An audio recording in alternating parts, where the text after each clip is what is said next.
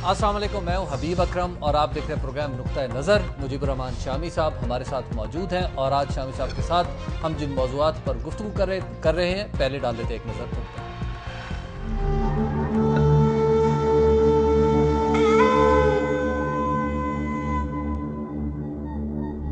मर्दान में नमाज जनाजा पर खुदकुश हमला। तहरीक इंसाफ के एक और MPA इमरान मोहम्मद समेत 20 अफराद शहीद।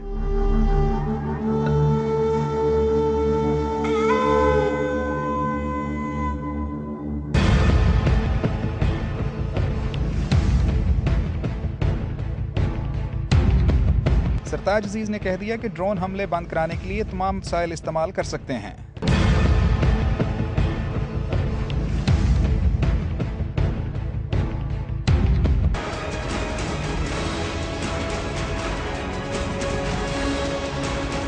महमूद खान अचकजई एस्टेब्लिशमेंट को लगाम क्यों डालना चाहते हैं?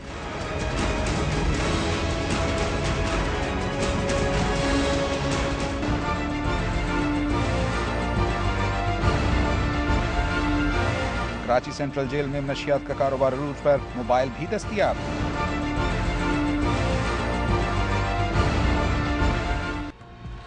आज मर्दान के करीब शेरगढ़ में होने वाले खुदकुश हमले में एक जनाजे पर जो खुदकुश हमला हुआ उसमें PTI के अगर 27 अफराद शम साहब अब तक जो है वो रिपोर्ट हुए हैं कि वो जाँ बहक हो चुके हैं, 57 जख्मी और हलाकतों की तादाद बढ़ने का अंदेशा भी है। और इमरान महमद जो PTI के मेंबर थे सूबाई असम्बली के, वो भी शहीद हो गए। ये इस जून के महीने ही में दूसरे रुकने असम्बली हैं जिनसे PTI हाथ धो बैठी है। बिल्कुल। इससे पहले मैं ख्याल 4 जून को फरीद खान जो थे हंगू में उन पर हमला हुआ था। बिल्कुल। और उनको गोलियों का निशाना बनाया गया था। 42 साल की उनकी उम्र थी जी।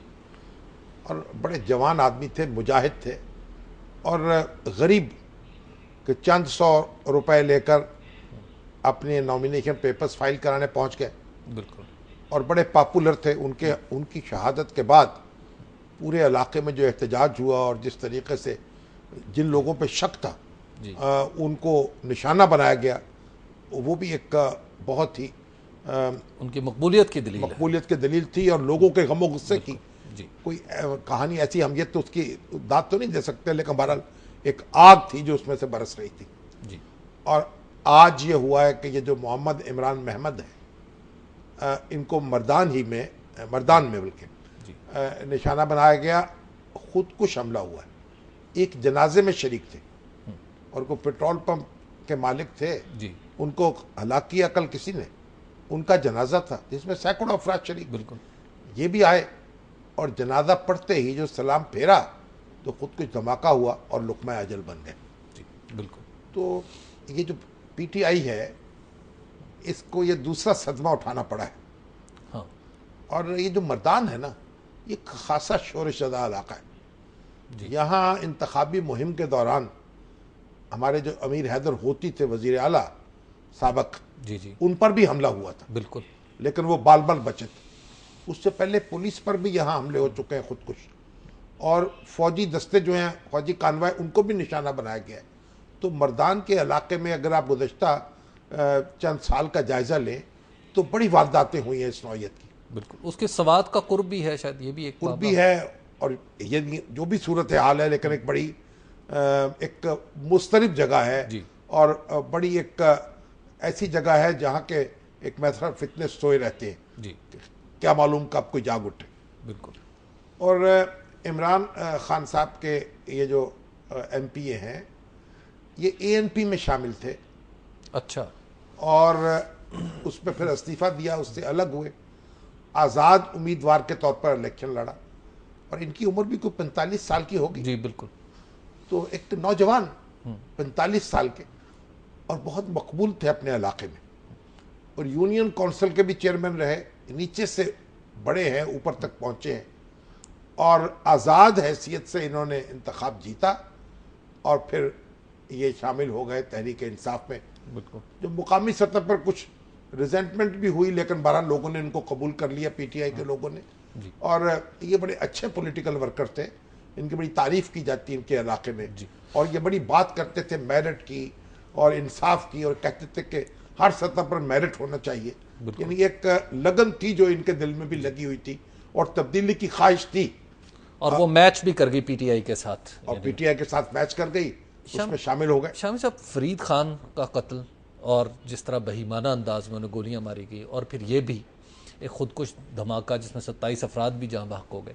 अब एएनपी की जगह पर ही नहीं आ खड़ी हुई पीटीआई, वो जो पॉलिसी थी तालिबान से बात करने की। ये थे फरीद खान के मामले में तो खुद इमरान खान साहब ने भी ये बात कही कि ये लोकल लेवल की रकाबत का नतीजा है। ठीक है, अब ये जो है इनकी जिम्मेदारी तो तहरीक तालिबान ने अभी तक कबूल नहीं की। हाँ, नहीं की। लेकिन खुदकुश हमला जो हुआ है, तो जाहिर है कि इसके पीछे कोई मुनज़्ज़म गिरोह है और सियासी मुखासमत है इसके पीछे पाई जाती। ठीक, देखिए पीटीआई जो है वो तालिबान से मुज़ाकरात पर जोर देती है जी, और जो तहरीक तालिबान के और तालिबान के साथ कुछ थोड़ी बहुत हमदर्दी रखने वाले लोग हैं, उनमें पीटीआई के लोग भी शामिल हैं। बिल्कुल। और अगर ये सूरत हाल इसी तरह रही तो तहरीक तालिबान पाकिस्तान जो है, अब वो क्या अपने ऊपर खुद कुछ धमाके कर रही है? अगर वो अपने उन थोड़े बहुत हमायतियों से भी महरूम हो गई, बिल्कुल, जो अभी तक उस पर मुज़ाकरात की बात करते हैं और उससे कहते हैं कि उससे बातचीत होनी चाहिए, मामलात को दुरुस्त करना चाहिए, तो ये जो निशाना बने हैं, एक बड़े अजब मखमसा इसने पैदा कर दिया है। और पीटीआई को तमाम सूरत हाल पर असर नौगौर करना पड़ेगा और देखना पड़ेगा कि उनकी सिक्योरिटी के मामलात क्या होने चाहिए और किस तरीके से उनकी तरजीहात जो है तय होनी चाहिए। लेकिन अगर ये उसी तरह अपनी सिक्योरिटी के हसार अपने लोगों के गिर्द कायम करते हैं तो एक बार फिर इनके ऊपर वही इल्ज़ामात आएंगे, देखें जी जिस तरह एएनपी वाले थे उस तरह रह रहे हैं। देखिए अब जब बात यह है कि फिर जाने तो कुर्बान कर रहे हैं, लेकिन एक बात मैं आपसे और भी अर्ज करूं कि अब जो काबुल में जो लोग बैठे हुए हैं ना, जी जी, वहाँ भी ऐसे अनासर मौजूद हैं जिनको खैबर पीके में पीटीआई की हुकूमत एक आंख नहीं भाती। अच्छा, हाँ जी, यानी इंटरनेशनल बॉर्डर के उस तरफ। हाँ जी, उस तरफ। अच्छा, और उनमें से भी कोई अंसर ऐसा हो सकता है कि जो निशाना बना रहे इस गवर्नमेंट को, ताकि कोई अमन सुकून हासिल ना हो सके और यहाँ भी एक तलखी पैदा कर दी जाए हुकूमत में और उनके मुखालफिन में, या वो लोग जो हैं जो इंतहा पसंद अनासर हैं उनके दरमियान। इसको भी नज़रअंदाज नहीं कर सकते। तो शम साहब वहाँ पे तो अमेरिका है, नेटो है, हामिद करजई हैं। नहीं, बहुत कुछ और है। अच्छा। हामिद करजई साहब भी हैं, उनकी भी टोन बड़ी बदली बदली है जी, और वो भी पाकिस्तान को बड़ी क्या कहने, आप खूंखार नज़रों से बात देखते हैं। ठीक है। और ऐसे लोग और ऐसे अनासर मौजूद हैं जो पाकिस्तान में अमन सुकून नहीं चाहते, और जब भी कोई बातचीत की बात होती है, मुज़ाकरात की बात होती है, तो वो उसमें एक लहू का रंग शामिल कर देते हैं। जी। इसको भी हम नज़रअंदाज नहीं कर सकते। बहरहाल कुछ तहकीक होगी, तफ्तीश होगी, तो फिर कह सकेंगे वतूक के साथ क्या हुआ है। लेकिन जो कुछ भी हुआ है वो इंतहाई शर्मनाक है। मुझे तो वो शेर याद आ रहा है, किसी हमारे शायर ने कहा था कि कोई तो लिपट कर रोए जवान लाशों से, इसीलिए तो खुदा बेटों को माएँ देता है। इस तरह का शेर था मेरा। शाम साहब, एक ब्रेक का वक्त हो गया। ब्रेक के बाद हम गुफ्तगू यहीं से आगे बढ़ाएंगे और देखेंगे कि अफगानिस्तान में ड्यूरन लाइन के उस तरफ बैठे हुए लोग जो हैं वो भी क्या कर रहे हैं, और फिर उस तरफ से ड्रोन अटैक्स भी होते हैं, उस पर भी बात करेंगे। आप देखते रहिए नुक्ता नज़र।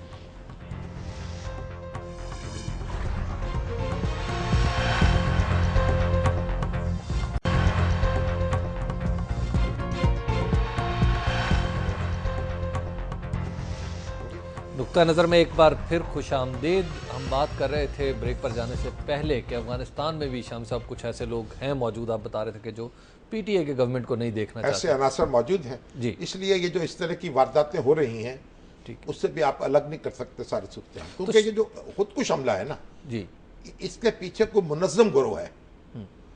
वो सरहद के पार से भी हो सकता है, और बदाहर मुझे नजर नहीं आता कि सरहद के इस पार पीटीआई को इस वक्त क्यों टारगेट किया जाएगा। बिल्कुल। ड्रोन हमलों के खिलाफ जो मुअस्सर तरीन आवाजें हैं पाकिस्तान में, उनमें से एक आवाज इमरान खान की है और पीटीआई की है। और शाम साहब, ये प्रेशर इतना बड़ा है कि आज सरताज अजीज साहब भी असम्बली में कहते हैं कि हम तमाम वसाइल इस्तेमाल करेंगे ड्रोन अटैक्स को। ठीक है, इसलिए खुद मुस्लिम लीग नून जो है जी, वो भी बार बार ये वादे कर चुकी है हाँ, कि ये जो ड्रोन हमलों से जो बेगुनाह निशाना बढ़ते हैं और उसका जो इंतकाम की एक आग पैदा होती है, उस इंतकाम की आग में वो खुद भी जल जाते हैं और हमें भी जला देते हैं, लेकिन शाम साहब, अंधे हो जाते हैं। तमाम वसाइल इस्तेमाल हम कर सकते हैं, तमाम जो वसाइल भी में तो है, गिराना भी है। जो भी हमारे बस में, ये वसाइल नहीं है, अच्छा, वो एक और चीज है। वसाइल ये डिप्लोमेटिक फ्रंट पर नेगोशिएशंस के जरिए से, डिप्लोमेसी के जरिए से जो हथियार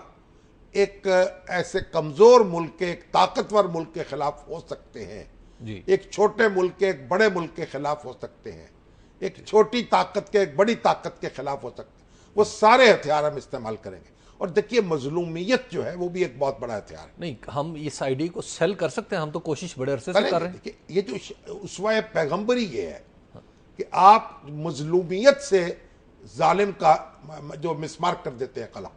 अच्छा, आप देखें, जी। तारीख में बार बार ऐसा हुआ है। रसूलुल्लाह सल्लल्लाहु अलैहि वसल्लम को आप देखें, कुफारे मक्का ने क्या मजालिम नहीं ढाए। अगर रसूलुल्लाह सल्लल्लाहु अलैहि वसल्लम चाहते, अल्लाह से दुआ करते, तो एक लम्हे में सूरत हाल बदल सकती थी। ठीक है, लेकिन सारे मसाइब उठाए, झेले और अपनी मजलूमियत से एक तहरीक पैदा की और तारीख बदल दी दुनिया की। घर छोड़ा, वतन छोड़ा, माल छोड़ा, हर चीज छोड़ी, जमीन छोड़ी और मुहाजिर हुए, हिजरत की, और उसके बाद अल्लाह ताला ने कामयाबी अता फरमाई। तो ये जो जुल्म जब कुछ करता है तो मजलूम की जो आह है वो भी तकदीर बदल देती है और वो भी जालिम के ऊपर असरअंदाज होती है। लेकिन शाम साहब, हम सलामती कौंसिल में आज हमारे जो मसूद खान साहब हैं, उन्होंने आवाज उठाई, लेकिन ऑन डेफ ईयर्स। देखिए, उठाएंगे सारी दुनिया में इस वक्त यूएनओ से, यूएनओ के जो हाई कमिश्नर है वो ये कह रहा है कि ड्रोन हमले जो है इंसानियत के खिलाफ है। क्योंकि देखिए, ड्रोन हमला जो है उसमें मारा वो जाता है, मारा एक सो काल कोई मुलजम और या मुजरम हो सकता है, उसके साथ बेगुनाह बहुत से मारे जाते हैं। और ये बात इंसानियत के खिलाफ है।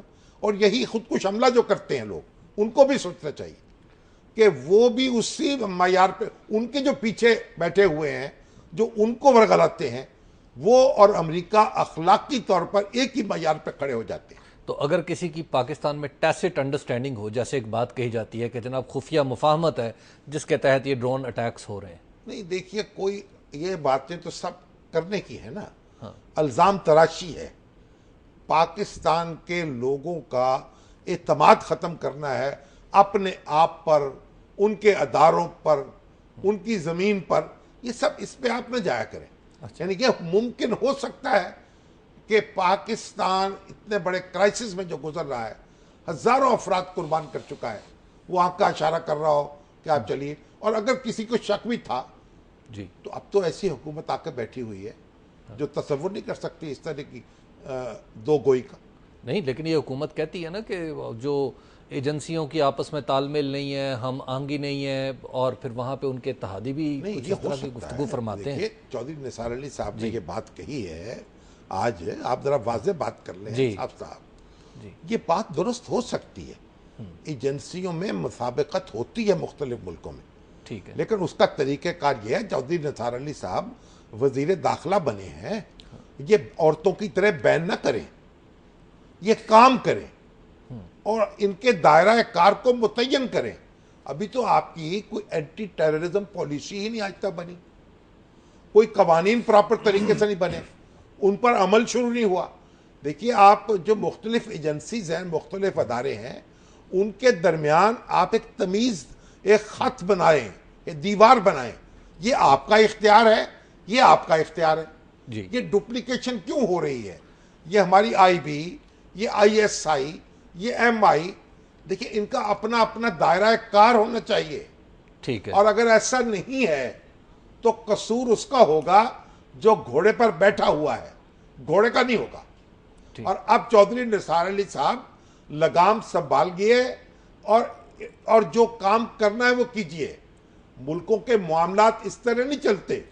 लेकिन शामी साहब, अगर कोई इदारे अपनी तरजीहात पे काम कर रहे हैं और बार बार कहने से मानते नहीं हैं, FC के बारे में कहते हैं जी पिछली गवर्नमेंट ने कहा बलूचिस्तान हुकूमत के तहत है, वो मानते ही भाई, ये बलूचिस्तान हुकूमत के तहत नहीं है, ये वजारत दाखिला के तहत है। FC अगरचे कि उनको एक मेजर जनरल साहब उनको लीड करते हो, बड़े अबैदुल्ला खान साहब जी, और उनकी भी तो कभी सुनिए ना जाके, उनके कितने जवान शहीद हो चुके हैं, उनको शौक है खून देने का वहां। कौन आदमी जो है वो अपना जनाब जान देता है वहां। और ये हमारे सियासतदानों ने वतीरे बना लिए हैं, फैसले नहीं करते, शोर मचाते हैं। ठीक है। और चौधरी निसार अली खान साहब को अच्छी तरह मालूम होना चाहिए ये एफसी वजारत दाखिला के मातहत है, विड्रॉ कर ले वहां से एफसी, यानी उनके खुद मतहत उनके मातहत है। अगर उनकी बात नहीं मानती बदल दें उनके सरबराह को, विड्रॉ कर लें उसको। ठीक। अगर बलोचिस्तान की हुकूमत को एफसी मंजूर नहीं है, अपनी हिफाजत का बंदोबस्त कर ले। यार ये काम हम क्या तमाचा बनाया हुआ है हमने, पूरी दुनिया के सामने इनकी तकरीरें जाती हैं। जो हमारे जवान हैं जो सिक्योरिटी इदारों में काम कर रहे हैं वो उनके हौसले पस्त होते हैं। ठीक। और आप अपनी ये शतरंज की बाजियां खेलते हैं, कभी इधर उठा के इधर पत्ते रखते हैं, कभी उधर उठा के मोहरे उधर रखते हैं। तो शामी साहब, महमूद खान अचकजई वो तो एक मोतबर नाम है, वो खुद कह रहे हैं कि एस्टेब्लिशमेंट को लगाम डालें। लगाम डालें ना, फिर किसने कहा ना डालें? और कुछ महमूद अचकजई साहब को भी डालें। भाई महमूद अचकजई साहब जो हैं वो तो जहाद अफगानिस्तान के मुखालिफ हैं। जी बिल्कुल। वो पश्तून कौम परस्त हैं, वो तो करजई के हामियों में से हैं। और उससे पहले जनाब जो नजीबुल्ला और तरकई दूसरे थे उनके हामियों में से थे। उनको ये तो परेशानी लाक हुई। कहते हैं कि कर्नल अमाम ने मुझे बताया था कि 95,000 पाकिस्तानी ट्रेन किए गए सबवर्सिव एक्टिविटी के लिए। जी। अब कर्नल अमाम तो इस दुनिया में है नहीं। अब मुझे बताइए कि अफगानिस्तान में जो जहाद हुआ है, जो जंग आज़ादी की लड़ी गई है, वो अफगानों ने खुद लड़ी है, पाकिस्तानियों ने नहीं लड़ी वहां जाके। और अफगान जितने बड़े जंगजू हैं उनको पाकिस्तानियों की जरूरत क्या थी?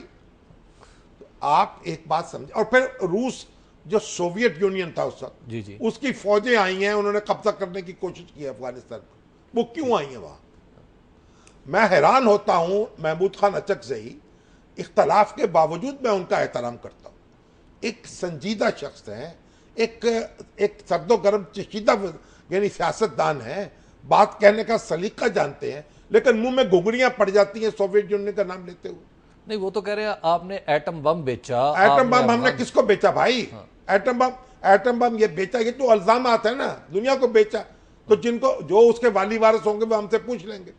पहली बात यह है कि खित्ते में खराबी आई है जब सोवियत फौजें काबुल में दाखिल हुई हैं। ठीक। सोवियत फौजें काबुल में क्यों दाखिल हुई? पाकिस्तान ने रेजिस्ट किया है अपने मुफाद में, उसको समझकर। मुजाहिदीन जो थे उनकी बगावत में उनका साथ दिया है। अगर दूसरे मुल्कों में लड़े तो उनकी आज़ादी की जंग है, वियतनाम में वियतनामी लड़े तो उनकी आज़ादी की जंग है, कांगो में लुमुम्बा लड़े उनकी आज़ादी की जंग है, और वहां लड़े जनाब वियतनाम में होचिमिन लड़े उनकी आज़ादी की जंग है। और अगर अफगान लड़े तो खुद महमूद अचकजई के मुंह में जनाब पता नहीं नमक क्यों आ जाता। शाम साहब, एक ब्रेक का वक्त हो गया है। ब्रेक के बाद हम गुफ्तगू यहीं से आगे बढ़ाएंगे। और आपको ये भी बता दें कि तालिबान से मुज़ाकरात शुरू हो रहे हैं दोहा कतर में। शाम साहब, ये ताज़ा अभी खबर आई है कि अमेरिका और तालिबान मुज़ाकरात कर रहे हैं दोहा कतर में। तो उस हवाले से भी फिर शाम साहब से बात करते हैं। आप देखते रहिए नुक्ता नज़र।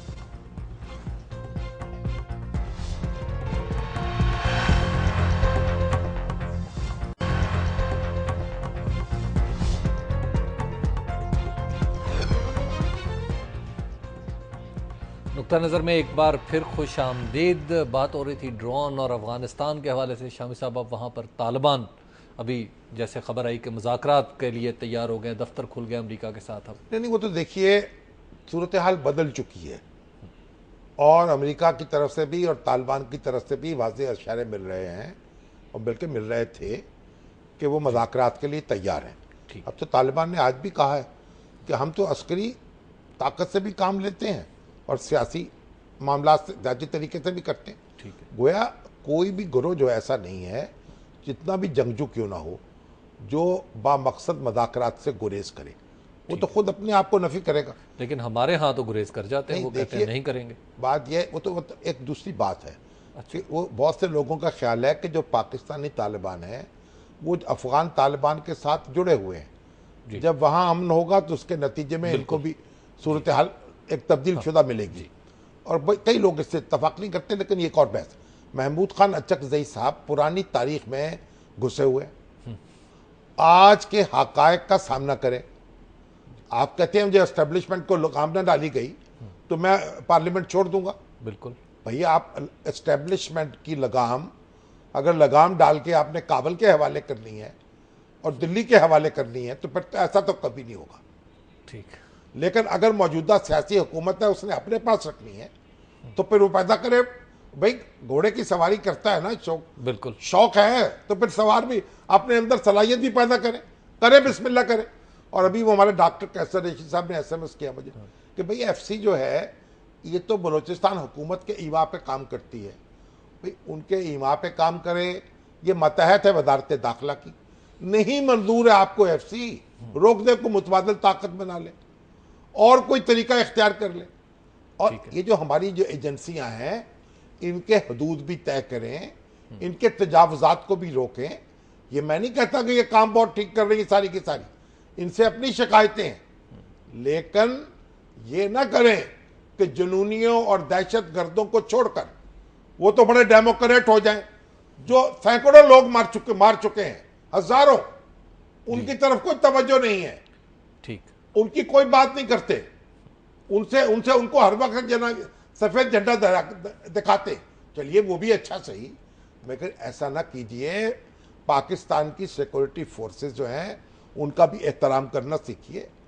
अब अपने आपके पास ताकत है, कुव्वत फैसला होनी चाहिए, फैसले करने चाहिए। नहीं, इतनी ताकत है कि बलूचिस्तान का मामला ठीक कर लें, अफगानिस्तान का मामला ठीक कर लें, तालिबान के साथ बलूचिस्तान का तो करें ना, फिर यहाँ अगर एजेंसियों का रोक दें, उनका दायरा कार तय करें, कवानीन जो बनाने हैं बनाएं, जो हदूदों क़यूद मुकर्रर करनी है करें, जो लोग बदलना चाहते हैं बदले।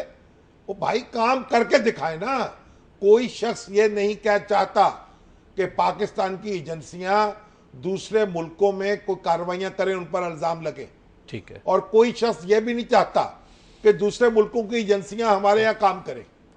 देखिए, और ये जो हमारी ISI है ये काउंटर टेररिज्म की एजेंसी है। ठीक है। तो जो काउंटर टेररिज्म है वो क्या हो रहा है, तो टेररिज्म हो क्यों रहा है? ठीक है। तो इनसे पूछना चाहिए। देखिए, बैठ के बात करनी चाहिए। ये टेलीविजन की स्क्रीनों पर और ये बैठ के तकरीरें करने से आज तक दुनिया में कभी देखा है आपने? इस तरह जनाब मुकाबले होते हैं। तो मायूसी का इजहार भी तो हो सकता है ना कि किसी वजह से किस बात मैं की मायूसी? एक्सपोज ही कर दूं इन्हें। किस बात की मायूसी? कि मैं तो किस चीज़ बेबस की? हूं कि क्या कुछ क्या कर क्या नहीं बेबसी? पाता। क्या उनके पास, वो भी तो गवर्नर उनको मिला है, वजारत आला उनकी मिली है। जब उनको मिला कि नवाज शरीफ साहब ने कहा कि आपका वजीर आला होगा, तो कहने लगे पंजाब ने तो अपना हमारा शिकवा दूर कर दिया। पंजाब के कुर्बान हो रहे थे कि हमें जनाब मशरक़ और मगरब का बादशाह बना दिया। भाई साहब का झंडा लग गया जनाब वहां उसके गवर्नर हाउस में। बिल्कुल। तो भाई साहब फिर आप तदब्बुर से, तअक्कुल से काम करिए, इन लीडरों को मजबूर करिए हुकूमत में जो बैठे हुए। वैसे शामी साहब, तदब्बुर से ये काम हो सकता है, हो लोग सकता है। मान सकते हैं, हर काम हो सकता है। यानी जो एजेंसीज हैं, जो हर उनका काम माजी है, बिल्कुल उनसे उन्हें निकाला जा सकता है। माजी से निकलना पड़ेगा। माजी तो देखिए, माजी को छोड़े आप, हर वक्त माजी को फंसे रहते। कोई दुनिया में कोई मुल्क ऐसा देखा है कि जो माजी में फंसा रहे? बुश ने क्या कर दिया अमेरिका के साथ? कभी वहां शोर मचता है कि बुश को तबर्रा किया जा रहा। ठीक। आज के हालात होते हैं, आज की बात होती है। चाइना के अंदर क्या हुआ था, इंडिया में क्या हुआ, क्या कुछ हो चुका है, आपके कितने फसादात हो चुके, हंगामे हो चुके। माजी से सिर्फ इबरत हासिल करते हैं, सबक हासिल करते हैं, माजी में फंसे नहीं रहते हर वक्त। जी शामी साहब, जरा आगे बढ़े। एक बड़ी दिलचस्प खबर है कराची से, कराची सेंट्रल जेल की, कि वहाँ से सहूलियात बढ़ी हैं, मनशियात भी अवेलेबल हैं, वहाँ पे चार्जर भी हैं, वहाँ पे मोबाइल भी हैं, कैदियों को सारी सहूलतें अवेलेबल हैं। तो मैंने जब ये खबर पढ़ी ना जी, तो मुझे नजर आया कि एक छोटा सा पाकिस्तान है। अच्छा। हाँ, इसको आप फैला दीजिए। यानी वहाँ तनाब मुहाफ़िज़ भी मौजूद है, गार्ड मौजूद है, डिप्टी सुपरिटेंडेंट मौजूद है, सुपरिटेंडेंट मौजूद है, उनके ऊपर जेल खाना जात के IG मौजूद है, DIG मौजूद है, कदम कदम पे तलाशी होती है, लोगों का जनाब जायजा लिया जाता है, उन पे कैमरे की आंखें होती हैं, और वो एक चंद एकड़ का इलाका है। बिल्कुल। और उसके बावजूद हर किस्म की कानून शिकनी हो रही है। जी। और इसको आप फैला लें पाकिस्तान में, तो हर ये जो अफसर मौजूद है, मुहाफ़िज़ मौजूद हैं, DIG, IG, चौकीदार और क्लर्क, और हर दुनिया की अल्लाह बला यहाँ मौजूद है। ठीक है। और हर किस्म की कानून शिकनी पाकिस्तान की रियासत में हो रही है। तो छोटी जेल को देख लीजिए, और बड़ी जेल को देख लीजिए, मंजर एक ही है। मंजर एक ही है। तो शर्म नहीं आती इन लोगों को? क्या ये लोग उठ के इनके गिरेबान पकड़ लें, इनको तहतेक कर दें, इनको आगे लगा दें? क्या करें लोग? ये क्या कर रहे हैं? इनका वाली वारस कोई नहीं है जो इनके ऊपर बैठे हुए हैं ना। वो सोचते, वो सिस्टम नहीं बनाते। वो पाकिस्तान में जो हुक्मरान हमारे हैं जी, वो विम्सिकल अप्रोच है, लहर आई उधर लहर आई इधर। सिस्टम बनाए, मैनेजमेंट है। साइंस जो है एक साइंस है मैनेजमेंट जी, इसको मैनेज करें मुल्क को, वगरना ये आपके हमारे पास कहां जाएंगे आप? ये कुछ नहीं, तिजोरियां भरी हुई काम आएंगी। ठीक बात है। शाम साहब, एक ब्रेक का वक्त हो गया है। ब्रेक के बाद हम कुछ गुफ्तगू भी करेंगे और फिर आपके सवालात भी लेंगे जो हमें फेसबुक, SMS, ईमेल और टेलीफोन कॉल्स के जरिए मौसूल होंगे। आप हमें आपके सवालात का भी इंतजार रहेगा जो इस प्रोग्राम का हिस्सा बनेंगे। आप देखते रहिए नुक्ता नज़र।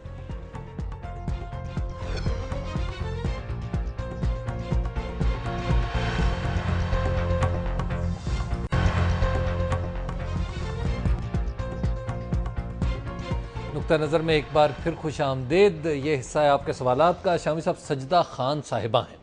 इन्होंने बड़ा दिलचस्प सवाल किया। ये कहते हैं, शामी साहब, जिस तरह पंजाब महफूज है तालिबान के हमलों से, क्योंकि शहबाज शरीफ ने तालिबान से कुछ सेटिंग कर ली थी, क्या उस तरह की सेटिंग इमरान खान नहीं कर सकते? तो इमरान खान साहब से करें, अगर कोई सेटिंग हुई थी तो वो भी कर लें। मेरा ख्याल जिस तरह की सेटिंग उन्होंने की हुई थी उस तरह की उनकी भी थी। क्योंकि वो भी ड्रोन हमलों के मुखालिफ है, वो भी ड्रोन हमलों के मुखालिफ है। ठीक है, तालिबान को इस तरफ तवज्जो करनी चाहिए, सजदा खान साहब की बात सुननी चाहिए। अच्छा, एक जी। साहबा, ये साहब, ये साहिबा है, साहिबा है। साहबा, चलिए वो उनको कहेंगे वो सजदा करें जनाब। ठीक है। तालिबान, देखिए एक बात सुन, ये मुझे मेजर आरिफ साहब हैं, आरिफ परवेज, जी, उनका SMS आया, फरमाते हैं कि ये जो ISI है ये सिर्फ काउंटर टेररिज्म की एजेंसी नहीं है, अच्छा ये इंटरनेशनल इंटेलिजेंस की एजेंसी भी है। अच्छा, मैं पता नहीं, मैं तो मतलब नहीं समझ सका, ठीक है, क्या समझाएंगे मुझे? बहरहाल जो कुछ भी उन्होंने लिख के भेजा है तब हाजिर खिदमत है। ठीक है। अच्छा, ये तनवीर कासिम साहब का SMS आया है, जी, इंजीनियरिंग यूनिवर्सिटी एंड टेक्नोलॉजी, ये लाहौर से। उन्होंने कहा भाई ये इंजीनियरिंग एंड टेक्नोलॉजी यूनिवर्सिटी है, university of engineering and technology Lahore, UIT, जी। बड़ी पुरानी UIT। ये टॉप 200 यूनिवर्सिटीज हैं, उनमें आता है, इसका नाम आया है। बहुत खूब। और आपने कल इसका जिक्र नहीं किया। अच्छा भाई जिक्र तो किया था, कहीं नाम रह गया होगा, कोई ऐसी खुदा ना खासा मुखासमत नहीं है। जी, तो तनवीर साहब आपको मुबारक हो। और इनके जो डॉक्टर अकरम साहब हैं, जनरल साहब जी, वो 1997 से वाइस चांसलर चले आ रहे हैं। माशाल्लाह। और ये शहबाज शरीफ साहब ने उस वक्त मुकर्रर किया था। ये जो यूनिवर्सिटी थी ना, ये एक तूफान बदतमीजी बरपा था यहाँ। बिल्कुल। यहाँ ना इम्तिहान होते थे, ना पढ़ाई होती थी, और गैंग जो थे कब्जा कर चुके थे। इन्होंने आके उसको सफाया किया और बाकायदा तालीम और तदरीस का सिलसिला शुरू हुआ। और अब हुकूमत जो है कोई भी हो, वो कहती है कि जब तक आपकी जान में जान है ना, आप ये काम करते रहे। और मुझे तो बड़ा ये ताज्जुब हुआ कि वो कोई मराहत भी नहीं लेते। अच्छा, हाँ, कोई तनख्वाह भी पता नहीं लेते, कि ये पैकेज नहीं लेते पूरा, ठीक। और TADA भी नहीं लेते, और बहरहाल काम कर रहे हैं। भाई ये लोग जो हैं, देखिए इन्हीं लोगों की वजह से ना पाकिस्तान जो है वो अल्लाह के फजल करम से आगे बढ़ रहा है। बिल्कुल। और कल मैं गया लाहौर कॉलेज, फरबेमन यूनिवर्सिटी में, तो उनकी जो थी वाइस चांसलर डॉक्टर सबिया मंसूर, उनसे मुलाकात हुई।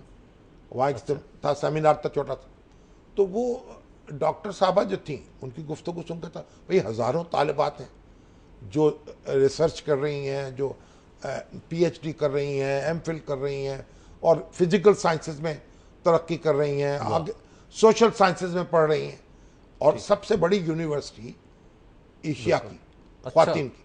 वाह, तो आपके जनाब हमारे पास हमसाय में है, हमें इतना पता नहीं है, लेकिन बहरहाल उस वक्त भी बड़ी खुशी हुई। तो डॉक्टर सबिया जो है वो भी बहुत तनदही से काम कर रही हैं। तो ये जब भी ऐसे लोगों को देखता हूँ जो मुल्क के लिए अपने आप को वक्फ किए हुए हैं, तो कुछ ना कुछ खून बढ़ जाता है।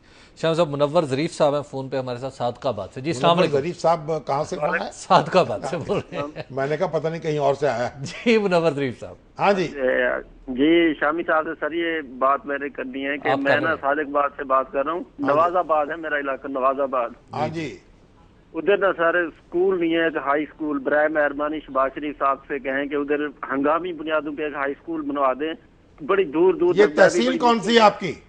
तहसील सादिकबाद सर, जिला रहीमिया खान, तहसील सादिकबाद, नवाजाबाद का इलाका। बिल्कुल जनाब, नवाजाबाद है भी, जी, नवाज शरीफ साहब के नाम पर लग रहा है, लेकिन बहरहाल इसका शहबाज शरीफ साहब नोटिस ले इसका, और वहीं वाकई वैसे इसका एक आसान हल भी है कि नवाज शरीफाबाद रख लें। चलिए जो भी है, स्कूल तो कायम होना चाहिए ना।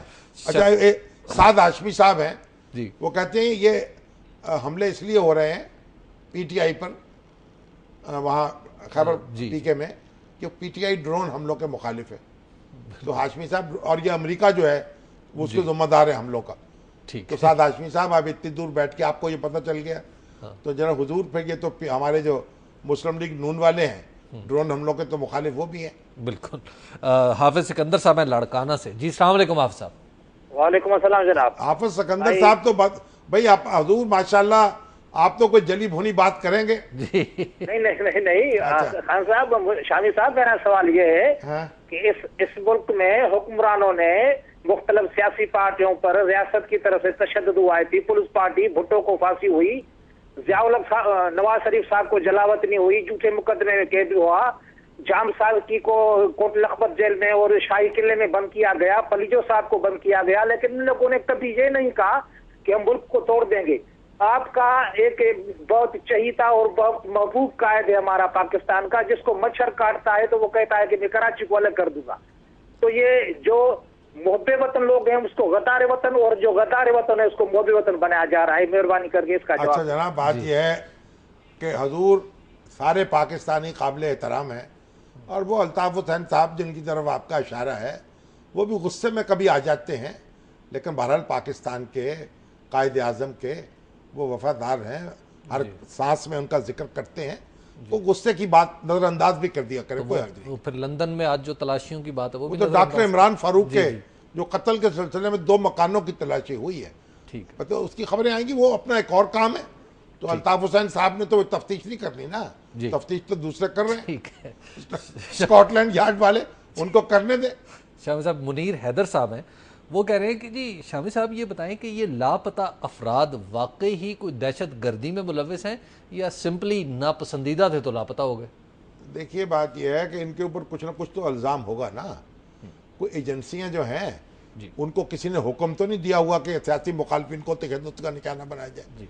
ऐसी देखें ना, पुलिस पकड़ती थी पहले लोगों को, एजेंसियां पकड़ती थी सियासी हुकूमतों के कहने पर। तो अब तो ऐसी कोई सूरत नहीं है, गुज़श्ता कई साल से पाकिस्तान में। बिल्कुल। तो ये जो एजेंसियां जब लोगों को पकड़ती हैं तो कुछ ना कुछ तो इल्ज़ामात उन पर होते हैं और कुछ ना कुछ तो कार्रवाई वो कर रहे होते हैं, ये तो। लेकिन हमारा जो कहना है वो ये है कि हर शख्स से कानून के मुताबिक सलूक होना चाहिए। जो मुश्तबे अफराद हैं, जो दहशत गर्दी में मुलव्वस हैं, जिन पर शुबा है आपका, देखिए बलोचिस्तान में आप देखें कितने पंजाबी मारे गए, कितने उर्दू स्पीकिंग मारे, कौन किसने मार दिए, उनका कोई नाम नहीं लेता। तो मारने वाले जो हैं, हो सकता है आप उन्हीं को पकड़ रहे हैं अपनी दानिश में, लेकिन आपकी जिम्मेदारी है कायदे और ज़ाब्ते के तहत कार्रवाई करें। यही रियासत के लिए एक अच्छी बात है। शामी साहब, हमारे आज के प्रोग्राम का वक्त ख़त्म हो गया है, हमें दीजिए कल तक के लिए इजाज़त। कल फिर आपकी खिदमत में हाजिर होंगे, अल्लाह ने के बाद।